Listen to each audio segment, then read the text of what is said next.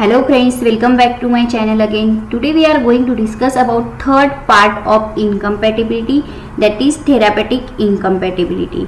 Therapeutic incompatibility कैसे होती है, उसका मैकेनिज्म क्या है और उसके एग्जाम्पल्स एंड सॉल्यूशन, ये सब हम इस वीडियो में देखने वाले हैं. चलिए तो फिर स्टार्ट करते हैं हमारी वीडियो. थेरापेटिक इनकम्पैटिबिलिटी, जैसे आपको पता है थेरापेटिक इनकम्पैटिबिलिटी क्या होती है. जब 2 और मोर ड्रग्स मिक्स हो जाते हैं तो जो इफेक्ट है वो हमें अनवांटेड और अनडिजायर्ड इफेक्ट मिलता है. So therapeutic incompatibility it's related to therapeutic effect. जब 2 और मोर ड्रग्स मिक्स हो जाए तो एक ड्रग दूसरी ड्रग का थेरापेटिक इफेक्ट चेंज कर देता है, इसीलिए इस इनकम्पैटिबिलिटी को थेरापेटिक इनकम्पैटिबिलिटी बोलते हैं. सो जो इफेक्ट होता है वो में भी अनवांटेड होगा, और जो इफेक्ट होता है वो अनवांटेड और अनडिजायरेबल होता है, जो कि हमें एक्सेप्टेड नहीं होता है. दैट्स व्हाई थेरापेटिक इनकम्पैटिबिलिटी को ड्रग इंटरेक्शन बोलते हैं, क्योंकि 2 ड्रग्स मिक्स होने की वजह से थर्ड इफेक्ट मिल गया जो कि हमें इफेक्ट नहीं चाहिए था. ठीक है, तो इसलिए थेरापेटिक इफेक्ट जो मेडिसिन का है वो चेंज हो गया, इसीलिए इस इनकम्पैटिबिलिटी को थेरापेटिक इनकम्पैटिबिलिटी बोलते हैं. तो ये इनकम्पैटिबिलिटी मोस्टली ओवरडोजिंग की वजह से या फिर जब प्रिस्क्रिप्शन लिखते हैं तब एंटागोनिस्टिक ड्रग, जो ड्रग्स एक दूसरे का इफेक्ट कम करते हैं, ऐसी ड्रग प्रिस्क्राइब करने की वजह से ये इनकम्पैटिबिलिटी हो सकती है. इसके रीजंस क्या है ये मैं आपको बताती हूँ. उसके थेरापेटिक इनकम्पैटिबिलिटी की ये 5 मेन रीजंस है. एरर इन डोजेस, जो डोज दे रहे हैं उसका राइटिंग में कुछ एरर रह गया, मिस्टेक हो गया, तो ये इनकम्पैटिबिलिटी हो सकती है. रॉन्ग डोज और डोजेस फॉर्म, जो डोज प्रिस्क्राइबर लिख रहा है उसको बाय मिस्टेकली रॉन्ग लिखा गया, या तो फिर doses form different doses form होते हैं, उसमें से जो उसको प्रिस्क्राइब करना था उसकी वजह से दूसरा लिख लिया. तो कभी कभी कॉन्ट्रा इंडिकेटेड ड्रग्स, जो ऐसे कुछ ड्रग्स होते हैं सर्टन डिसीज कंडीशन में वो नहीं दिए जाते. तो यदि पेशेंट को वो डिसीज है फिर भी वो दूसरी मेडिसिन उसकी जो नहीं चलती वो प्रिस्क्राइब की गई, तो कॉन्ट्रा इंडिकेटेड ड्रग इंटरेक्शन यानी कि थेरापेटिक इनकम्पैटिबिलिटी हो सकती है. सिनर्जिस्टिक एंड एंटागोनिस्टिक ड्रग्स, इसका मैं आपको एक्सप्लेन नेक्स्ट स्लाइड पे करने ही वाली हूँ. सिनर्जिस्टिक मतलब जो ड्रग्स एक दूसरे का इफेक्ट बढ़ाते हैं, ऐसा दिए गए तो ज़्यादा इफेक्ट हो जाएगा. कभी कभी एंटागोनिस्टिक ड्रग, 2 ड्रग्स जो एक दूसरे का रिएक्शंस अपोजिट करते हैं, ऐसे प्रिस्क्राइब किए गए तो भी उसकी इंटरेक्शन कम हो जाएगी या तो फिर नहीं मिलेगी. ड्रग इंटरेक्शन, जब 2 ड्रग्स मिक्स हो जाए तो कभी कई ड्रग्स जैसे है वो चिलेट फॉर्म कर देते हैं, जो कि हमारे बॉडी में एब्सॉर्ब नहीं होते और इसकी वजह से टॉक्सिसिटी भी हो सकती है. अब 1 बाय 1 ये सब डिटेल्स देखेंगे. इस वीडियो में मैं आपको उसका मैकेनिज्म भी बताने वाली हूँ, थेरापेटिक इनकम्पैटिबिलिटी कैसे होती है. सो प्लीज़ लास्ट तक वीडियो देखिए, ज़रूर देखिए, आपको पूरा समझ में आ जाएगा कि एक्चुअल थेरापेटिक इनकम्पैटिबिलिटी है क्या. फर्स्ट हमारा पॉइंट है एरर इन डोजेस. एरर मतलब क्या? एरर मतलब प्रॉब्लम्स. जब प्रिस्क्राइबर मेडिसिन लिख रहा है तो उसके राइटिंग ऑर्डर में कुछ मिस्टेक हो गया. This incompatibility results from error in writing of prescription order. कभी कभी राइटिंग में मिस्टेक, मैंने आपको बताया पहले अभी प्रिस्क्रिप्शन में डायरेक्टली मेडिसिन और कैप्सूल का नाम लिखा जाता है जो होगा उसका डोजेस फॉर्म का, बट पहले प्रिस्क्राइबर को फॉर्मूला लिखना पड़ता था. इन सच कंडीशंस व्हाट हैपन, जब एग्जाम्पल देखो यहाँ पे एट्रोपिन सल्फेट की कैप्सूल का लिया है. एट्रोपिन सल्फेट 0.005 ग्राम है और फेनोबार्बिटॉन 0.015 ग्राम और एस्पिरिन दिया है, बट यहाँ पे जो एट्रोपिन सल्फेट का डोज है वो 0.05 ग्राम में दिया गया है, बट एक्चुअल में उसका डोज 0.25 to 2 mg होना चाहिए था, जो कि यहाँ पे ग्राम में लिखा गया है. मतलब क्या है, उसका डोज बढ़ गया है जो कि एरर की वजह से हुआ है, मतलब मिस्टेक हो गया है राइटिंग मिस्टेक में. सो ये condition it's a very dangerous to prescribe the high dose, इसकी वजह से टॉक्सिसिटी हो सकता है. सो इस कंडीशन में आप क्या कर सकते हैं, the prescription is refer back to prescriber, prescriber को वापस ले जा सकते हैं, प्रिस्क्राइबर उसका जो एरर हुआ है वो करेक्ट करके प्रॉपर डोज फॉर्म देके। बट इसके लिए फार्मासिस्ट को भी फॉर्मूला पता होना चाहिए कि ये जो फार्मूला लिख लिया है, क्योंकि हमें तो समझ में नहीं आता है फॉर्मूला क्या है, सपोज नॉर्मल पेशेंट को नहीं पता होता है। सो फार्मासिस्ट जब चेक करेंगे कि इसका फॉर्मूला रॉन्ग है, तभी वो प्रिस्क्राइबर के पास जाएगी और फॉर्मूला चेंज करके ये इनकम्पैटिबिलिटी सॉल्व की जा सकती है। So it's a error in doses form. Incompatibility क्यों हुआ? एरर इन डोजेस में हुआ, डोजेस में मतलब डोज उसका रॉन्ग प्रिस्क्राइब किया गया। अभी सेकंड है रॉन्ग डोज और डोजेस फॉर्म। ऐसे कुछ सर्टन मेडिसिन और ड्रग्स होते हैं जिनके नाम सेम होते हैं। सो कभी कभी दूसरी मेडिसिन प्रिस्क्राइब करने की वजह से it's dangerous to health. So example देखो, डिकॉक्सिन एंड डिजिटॉक्सिन, दोनों आपको सेम लग रहे हैं। तो डिकॉक्सिन की वजह से डिजिटॉक्सिन प्रिस्क्राइब होगा तो क्या होगा? Therapeutic incompatibility. ये क्या हुआ? डोज में, मतलब जो इसका डोज देना चाहिए था तो इसका दे गया, ये डोज में इनकम्पैटिबिलिटी हो गई। तो वैसे ही डोजेस फॉर्म में डिफरेंट डोजेस फॉर्म, एक ही ड्रग्स के डिफरेंट डोजेस फॉर्म्स होते हैं। सो प्रॉपर प्रिस्क्राइबर में मेंशन करना चाहिए कि कौन से डोजेस फॉर्म में देना है, कैप्सूल में देना है, ऑइंटमेंट में देना है या फिर टैबलेट में देना है। यदि रॉन्ग डोजेस फॉर्म भी वहाँ पे प्रिस्क्राइब हो गया तो भी प्रॉब्लम्स हो सकती है। Doses form should be clearly mentions. So remedies में आपको क्या कर सकते हैं, कैसे सॉल्व कर सकते हैं? क्लियरली मेंशन करके लाना है प्रिस्क्राइबर के पास से, प्रिस्क्राइबर को फिर से उसको करेक्ट करने के लिए बोलना है, चेक करने के लिए। इसके प्रिस्क्राइबर ने भी बार बार प्रिस्क्रिप्शन चेक करना चाहिए और फार्मासिस्ट ने भी, तभी ये इनकम्पैटिबिलिटी आपको समझ में आती है। ये सब इनकम्पैटिबिलिटी क्या है? थेरापेटिक है, मतलब वो क्या करती है? ड्रग्स का डायरेक्टली थेरापेटिक इफेक्ट चेंज करती है, इसलिए थेरापेटिक इनकम्पैटिबिलिटी आती है। ये केमिकल इनकम्पैटिबिलिटी में नहीं आती, क्योंकि केमिकल रिएक्शन नहीं हुआ, उसका सिर्फ थेरापेटिक इफेक्ट चेंज हो रहा है ड्रग का, इसलिए that's this incompatibility comes under the therapeutic incompatibility. अब यहाँ पे थर्ड है हमारा प्रिस्क्राइबिंग कॉन्ट्रा इंडिकेटेड ड्रग्स। मतलब ऐसी कुछ ड्रग्स होती है तो सर्टन डिसीज में या तो फिर एलर्जी कंडीशन में नहीं दी जाती। एग्जाम्पल है corticosteroids are contraindicated in patient having ulcer. Ulcer patient में कॉन्ट्रा इंडिकेटेड होती है, मतलब नहीं दी जाती है, बट प्रिस्क्राइब किया गया तो it's main cause of problems. Next effect है prescribing synergistic and antagonistic drug. अब सिनर्जिज्म और एंटागोनिज्म क्या होता है पहले समझ लेंगे। Synergism means when two drugs are prescribed together, they tend to increase the activity of each other. Synergism एक 1 + 1 = 3 हो जाता है, मतलब एक दूसरे का वो क्या करते हैं? इफेक्ट बढ़ाते हैं। इसका एग्जाम्पल है aspirin and paracetamol increase the analgesic activity. Same उसके अपोजिट एंटागोनिज्म, एक ड्रग दूसरी ड्रग का when two drugs prescribe together they tend to decrease the activity of each other, एक दूसरे का इफेक्ट कम करते हैं। सो इस कंडीशन में क्या होता है, कभी कभी जो इफेक्ट है वो नहीं मिलता है, या तो 0 मिल जाता है या तो फिर कम हो जाता है। एग्जाम्पल से amphetamine show the antagonistic effect with barbiturate, amphetamine sulphate syrup उसका एग्जाम्पल, एक दूसरे का इफेक्ट कम कर देते हैं। So these are the reasons of therapeutic incompatibility. आपको क्लियर हो गया अभी रीजंस क्या है, अभी उसका मैकेनिज्म कैसा है वो देखेंगे। एक उसका लास्ट इंटरेक्शन का पॉइंट है, और इंटरेक्शन ड्रग इंटरेक्शन भी हो जाता है, ये भी थेरापेटिक इनकम्पैटिबिलिटी में आता है। जैसे कि टेट्रासाइक्लिन कैप्सूल है, यदि प्रिस्क्राइब किया गया direction is take 1 capsule 6 hour with milk. Milk में क्या होता है? कैल्शियम होता है, बट टेट्रासाइक्लिन एंड कैल्शियम के साथ वो क्या कॉम्प्लेक्स फॉर्म हो जाता है और उसकी वजह से उसका एब्सॉर्प्शन नहीं होता है। So this also comes under the therapeutic incompatibility. इसको इंटरेक्शन बोलते हैं, दो ड्रग्स में इंटरेक्शन हो गया, इसलिए proper adjustment of drug is most required. मतलब डायरेक्शन रॉन्ग तो उसे हम करेक्ट कर सकते हैं कि मिल्क के साथ नहीं देना है, या तो फिर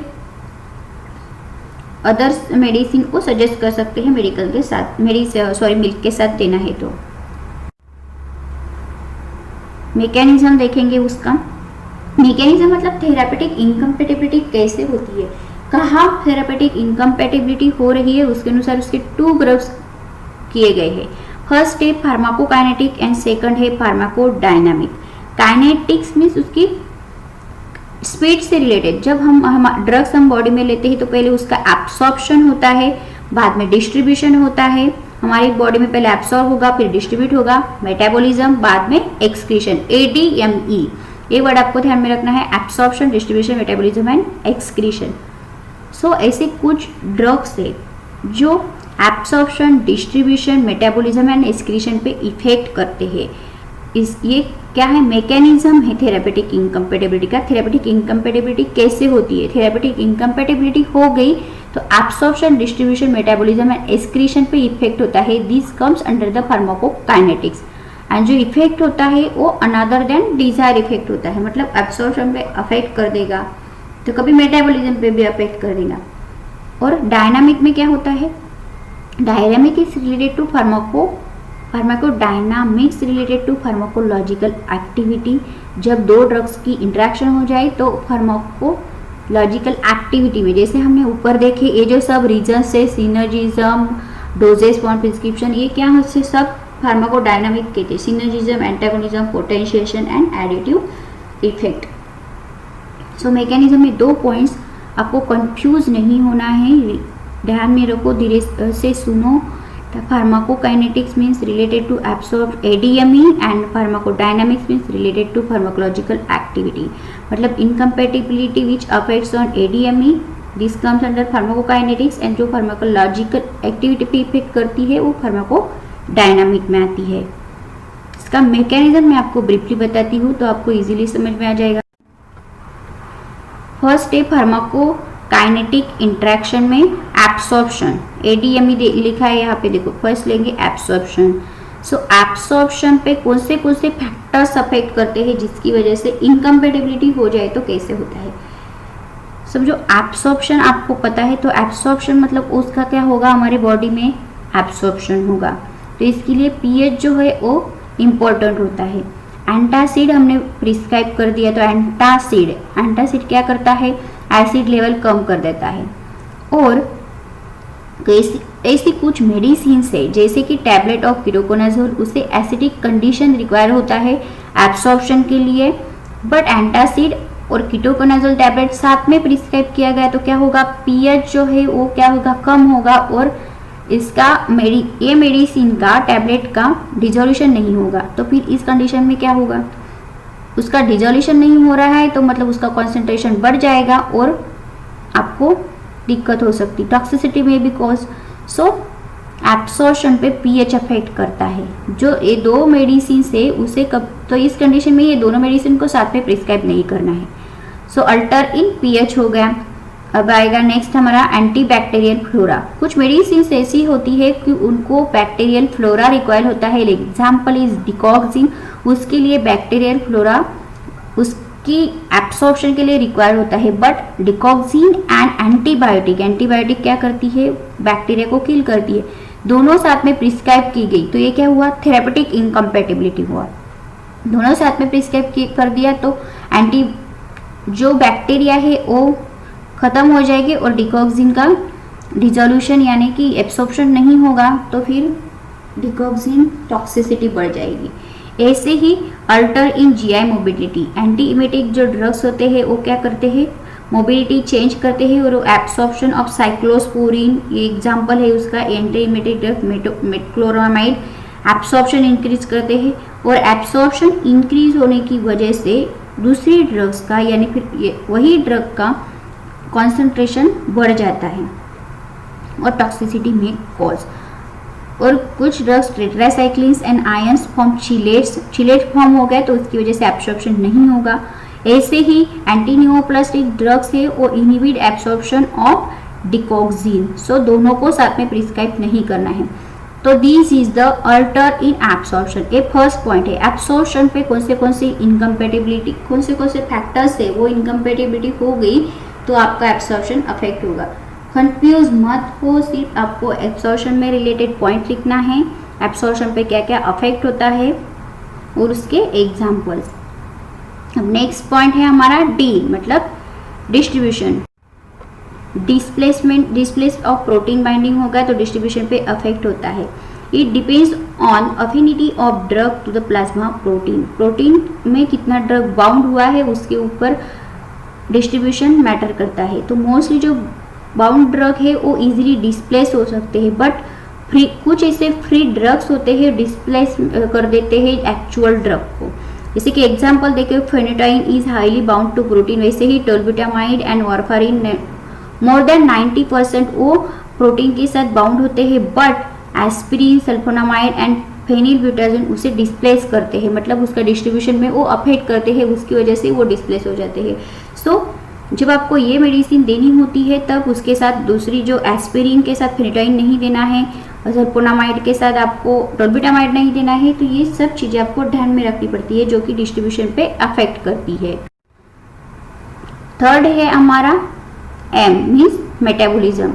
हमारी बॉडी में मेटाबॉलिज्म कहाँ होता है आपको सबको पता है, most important in liver, but liver के साथ skin, lungs and gastrointestinal tract भी उसमें इन्वॉल्व होते हैं। मेटाबॉलिज्म के लिए CYP450 ये इम्पोर्टेंट एंजाइम होता है। ऐसे कुछ ड्रग्स होते हैं जो ये एंजाइम को बढ़ाते हैं, जिसे एंजाइम इंडक्शन बोलते हैं, और एंजाइम इनहिबिटर जो इस एंजाइम को कम कर देते हैं, उसकी वजह से मेटाबॉलिज्म पे अफेक्ट होता है। वो कैसे होते हैं ये मैं बताती हूँ। पहले है एंजाइम इंडक्शन। देखो मैंने आपको बताया मेटाबॉलिज्म के लिए क्या लगता है, एंजाइम। जो ऐसे कुछ ड्रग जो एंजाइम्स बढ़ाएंगे तो वो क्या करेंगे, मेटाबॉलिज्म बढ़ा देंगे। जैसे कि कार्बामेजिपिन एंटीप्लिप्टिक ड्रग्स है, वो खुद का मेटाबॉलिज्म बढ़ाता है, इसका एग्जांपल है। मतलब एंजाइम बढ़ गया तो इनडायरेक्टली आपका मेटाबॉलिज्म बढ़ जाएगा। नेक्स्ट है एंजाइम इनहिबिशन। ऐसे ड्रग्स की जो एंजाइम सिक्रीशन में इनहिबिट करते हैं, एंजाइम कम हो गया तो फिर क्या होगा, मेटाबॉलिज्म आपका कम हो जाएगा। It is the decrease the rate of metabolism of drug by another one. इन उसकी वजह से मेटाबॉलिज्म कम हो गया तो ड्रग का कॉन्सेंट्रेशन हमारी बॉडी में बढ़ जाएगा और इसकी वजह से टॉक्सिसिटी होगी। Example of such enzyme inhibition drugs is omeprazole. Omeprazole ये जो ड्रग्स है inhibit the oxidative metabolism of diazepam. Omeprazole जब आप ले रहे हैं तो डायजेपाम नहीं लेना है, ये इसका थेरापेटिक इनकम्पैटिबिलिटी का एग्जाम्पल है। सेकंड पॉइंट ध्यान में आ गया, metabolism, enzyme induction and enzyme inhibition.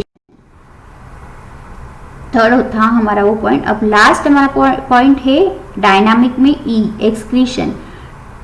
Renal tubular secretion and the pH and urine flow is very important in secretion. But ऐसे कुछ ड्रग्स है जो एंटी डायूरेटिक्स में आते हैं, ऐसे ड्रग्स रीनल एक्सक्रीशन पे अफेक्ट करते हैं।